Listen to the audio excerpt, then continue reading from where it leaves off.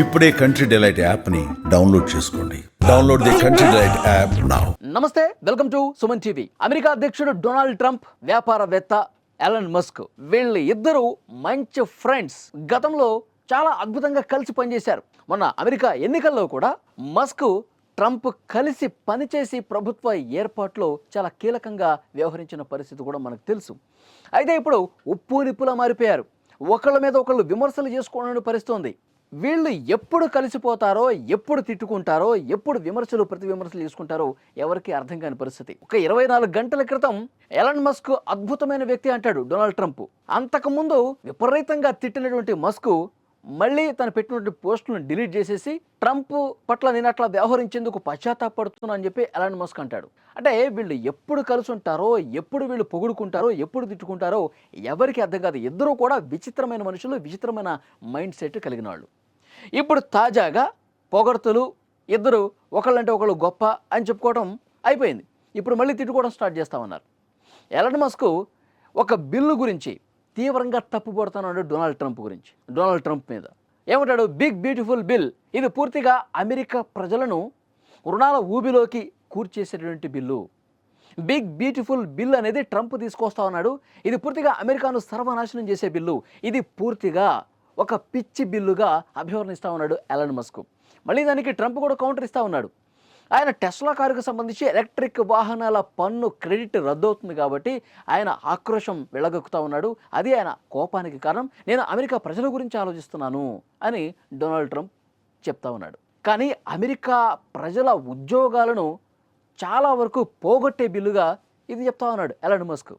కానీ ఏదేమైనప్పటికీ ఈ బిల్లు సాక్షిగా ఏదైతే సెనేట్ కూడా ఆమోదం పొందినటువంటి బిల్లు, చట్టసభ సభ్యులు ఇంకా ఆమోదం తెలపడానికి ఎవరైతే సిద్ధంగా ఉంటారో వాళ్ళని పదవీచ్యుతులు చేయడానికి కూడా నేను సిద్ధంగా ఉన్నాను. ఈ బిల్లు పట్ల నేను తీవ్ర వ్యతిరేకత కనబరుస్తూ ఉన్నాను. ఇది అమెరికా చరిత్రలోనే అతిపెద్ద తప్పుగా మిగిలిపోతుంది అంటూ హెచ్చరిక పాస్ చేస్తూ ఉన్నాడు ఎవరు? Elon Musk. ఇది కనుక నిజంగా ఆమోదం పొంది అమల్లోకి వస్తే ద నెక్స్ట్ డే నేను కొత్త పార్టీ పెట్టడానికి సిద్ధంగా ఉన్నాను. ది అమెరికన్ పార్టీ పేరుతో నేను ఒక కొత్త పార్టీ పెట్టబోతున్నాను. ఈ బిల్లు పట్ల ఇదే విధంగా డొనాల్డ్ ట్రంప్ ముందుకు సాగితే గనక నేను వెనుకాడును పార్టీ పెట్టేందుకు కూడా అంటూ చాలా సీరియస్గా హెచ్చరిక పాస్ చేశారు ఎలన్ మస్క్. ఇప్పటికే ఉన్న డెమోక్రటిక్ పార్టీ అలాగే రిపబ్లికన్ పార్టీ, ఈ రెండు పార్టీ కూడా అమెరికా ప్రజల విశ్వాసాన్ని పూర్తిగా కోల్పోయినటువంటి పరిస్థితి. అమెరికా ప్రజలకు ఏం కావాలో అది చేయనటువంటి పార్టీలుగా చరిత్రలో ఈ రెండు పార్టీలు మిగిలిపోతున్నాయి. అందుకే ఒక ప్రత్యామ్నాయం అవసరం. ప్రజలు కూడా ప్రత్యామ్నాయం కోరుకుంటున్నారు. నేనే ది అమెరికన్ పార్టీని ప్రారంభించడానికి సిద్ధం అవుతున్నాను అంటూ చాలా స్పష్టమైనటువంటి ప్రకటన చేసినటువంటి పరిస్థితి ఉంది. మరి దీని మీద ట్రంప్ కూడా గతంలో కౌంటర్ ఇచ్చారు. తర్వాత రిపబ్లికన్ పార్టీకి సంబంధించినటువంటి సభ్యులు కూడా కౌంటర్ ఇచ్చినటువంటి పరిస్థితి. వీళ్ళిద్దరూ కలిసి ఒక డ్రామా ప్లే చేస్తున్నారు అంటూ వాళ్ళు కూడా విమర్శలు చేస్తున్నటువంటి సిచ్యువేషన్ ఉంది.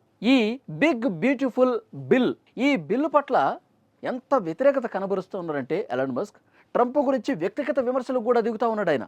అసలు నేను లేకపోతే మొన్నటి ఎన్నికల్లో డొనాల్డ్ ట్రంప్ అసలు గెలిచేవాడే కాదు, ఆ పార్టీకి సంబంధించిన ఏ ఒక్క సభ్యుడు కూడా గెలిచేవాడు కాదు అంటూ తీవ్ర విమర్శలు చేశారు.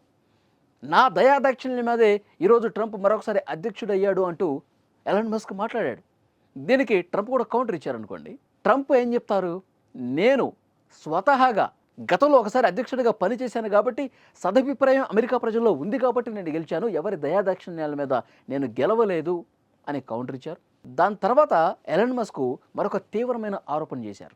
లైంగిక వేధింపుల కేసులో నిందితుడిగా ఉన్నటువంటి జెఫ్రీ ఎప్స్టైన్, ఈ కేసుకు సంబంధించిన డీటెయిల్స్ ఎందుకు పబ్లిక్ డొమైన్లోకి రావట్లేదు, ఈ కేసు దర్యాప్తుకు సంబంధించిన డీటెయిల్స్ ఎందుకు బయటకు రావట్లేదు అంటే డొనాల్డ్ ట్రంప్ పాత్ర కూడా ఈ లైంగిక వేధింపుల కేసులో ఉంది, అందుకే ఆ దర్యాప్తు వివరాలు బయటకు వెల్లడించట్లేదు ట్రంప్ అంటూ ఒక బ్లాస్టింగ్ బ్రేకింగ్ న్యూస్ అనేది చెప్పాడు ఎలన్ మస్క్. దీన్ని కూడా తీవ్రంగా ఖండించారు ట్రంప్. ఇంత దారుణమైనటువంటి విమర్శలు, ప్రతి విమర్శలు, వ్యక్తిగత విమర్శలు చేసుకున్నటువంటి వీళ్ళు మళ్ళీ నిన్న ట్రంప్ ఏమంటాడు? ఒక అద్భుతమైనటువంటి వ్యక్తి ఎలన్ మస్క్ అంటూ కొనియాడతాడు. కాబట్టి ఎలన్ మస్క్కి నచ్చంది ఒకటే, ఈ బిగ్ బ్యూటిఫుల్ బిల్ ఏదైతే ఉందో ట్యాక్స్ పేయర్స్ని పూర్తిగా అగాధంలోకి నెట్టేసి బిల్లుగా చెప్తా ఉన్నాడు. ఆ బిల్లు ఒకటే వీళ్ళిద్దరి మధ్య ఇంత ఒకళ్ళ మీద ఒకళ్ళు తిట్టుకోవడానికి కారణం ఏంటంటే ఆ ఒక్క బిల్లే. ఆ ఒక్క బిల్లు ఉంటే హ్యాపీ ఉంటుంది ఎలన్ మస్క్కి. ఆ ఒక్క బిల్ని ఆమోదం పొందకపోతే, ఆ ఒక్క బిల్లు ట్రంప్ తీసుకురాకపోతే ఎలన్ మస్క్ హ్యాపీ. ఇద్దరు కలిసి పనిచేస్తారు, ఒకళ్ళొకరు పోడుకుంటారు, చాలా హ్యాపీగా ఉంటుంది. ఆ బిల్లు ఒక్కటి మాత్రమే ఎలాన్ మస్క్ తీవ్రంగా వ్యతిరేకిస్తున్నాడు. కానీ నేను తగ్గేదే లేదంటున్నాడు డొనాల్డ్ ట్రంప్. ఆ బిల్లు ఆల్రెడీ సెనెట్ ఆమోదం కూడా పొందింది. ఇక కార్యరూపం దాల్చడమే తరువాయి. చూద్దాం ఇంకా ఎలాంటి పరిణామాలు జరుగుతాయి ఈ వ్యవహారానికి సంబంధించి, వీళ్ళిద్దరు ఫ్రెండ్షిప్కి సంబంధించి. ఎలాన్ మస్క్ చెప్తా ఉన్నాడు, ఈ బిల్లు కార్యరూపం దాల్చి ఇక ఆమోదం పొంది పాస్ అయిపోతే గనక నేను ది అమెరికన్ పార్టీ, కొత్త పార్టీ పెడతా. అమెరికా ప్రజల ఘన స్వాగతం నాకు లభిస్తుందన్న పూర్తి నమ్మకం ఉంది. పార్టీ పెట్టేస్తానంటూ ఆయన హెచ్చరికలు కూడా చేస్తా ఉన్నాడు. సో చూద్దాం నెక్స్ట్ ఏం జరగబోతుందన్నది.